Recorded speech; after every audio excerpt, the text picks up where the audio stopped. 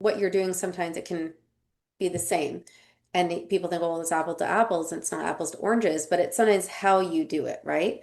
And what that process is like your response time, just laying out what the client experience is going to be like, what their expectations are like, and just knowing that you're dependable and resourceful and, they know everything's going to be taken care of in a certain way, right? And I spoke to one of my former colleagues, like just in the last year, and he'd worked for us for many, many years, maybe 7 or 8 years as a part-time contractor. And he just said, I've worked for some of these bigger businesses, but they just don't run the way that we did because we were smaller, like our attention to detail was stronger, like just the way that we kind of armed our staff with the knowledge and preparing them and stuff like that was different, right?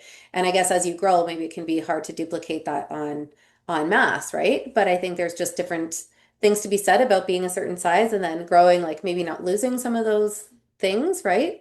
Um, Well, I love what you're saying because here, I just published my third book, and it's on exactly that subject. yeah, Somebody gets past their first million. First of all, the first million in revenue, okay, between 800,000 and 1.2 million. yeah, I have a personal name for that. It's called the zone of hell. yeah. Yeah, Because yeah. you, I remember talking to someone too. They're like, making your first million will be your hardest. He's like, it's oh easier to yeah, go 1 to 10 than it is from like 0 to 1 million.